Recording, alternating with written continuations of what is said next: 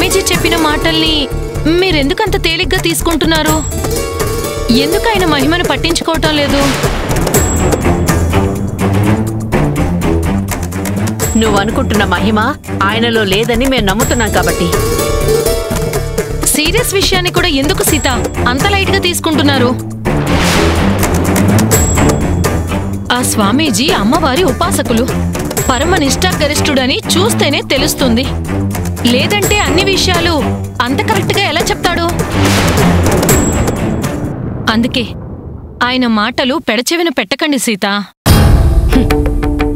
చెప్పావు కదా, ఇక బయలుదేరు. అలా అంటావేంటి సీత? అసలే అరవిందను కోల్పోయిన పుట్టెడు దుఃఖం నుండి ఇప్పుడిప్పుడే బయటపడుతున్నాం. అంతటితో ఆగిందా? లేదు. ఎప్పుడు చూసినా ఇంట్లో ఏవేవో చికాకులు, సమస్యలు మనకి మనశ్శాంతి లేకుండా చేస్తున్నాయి.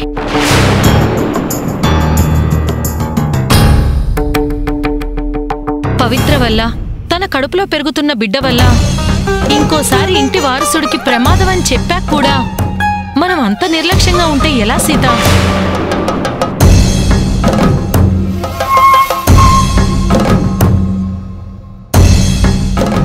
అనవసరమైన బాధ్యతలు మీదేసుకుని పిచ్చి పిచ్చి సలహాలు ఇవ్వకు వాసుకి. ఏది మంచో ఏది చెడో నాకు చక్రవర్తి అన్నయ్యకి తెలీదా? తెలిస్తే ఇలా ఎందుకు చేస్తారో?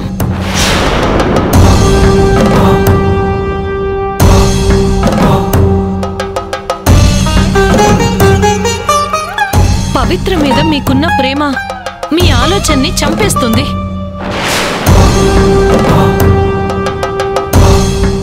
నాకు ఈ ఇంటి మీద బాధ్యత ఉంది కాబట్టి నీకు నీ బాధ్యతని గుర్తు చేస్తున్నాను. నువ్వెంతసేపు గుడ్డిగా పవిత్రని వెనకేసుకొచ్చి పరిస్థితిని ఇంతదాకా తీసుకొచ్చావు.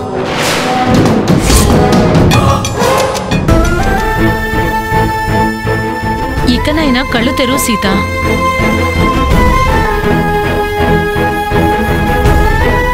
ఒక మంచి నిర్ణయం మన కుటుంబాన్ని కాపాడుతుంది.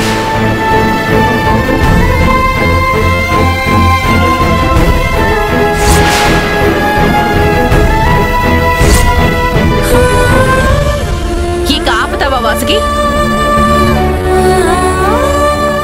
ఎప్పుడు దేన్ని నీకు అనుకూలంగా మలుచుకోవాలా, ఎవరి మధ్యన ఎలాంటి చిచ్చు పెట్టాలని ఎప్పుడు గోతికాడ నక్కలాగా ఎదురు చూస్తూనే ఉంటావు. ముఖ్యంగా పవిత్ర విషయంలో.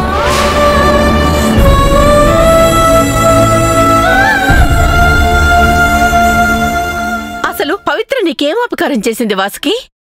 ఎప్పుడు చూసినా తన మీద పడి ఏడుస్తావు.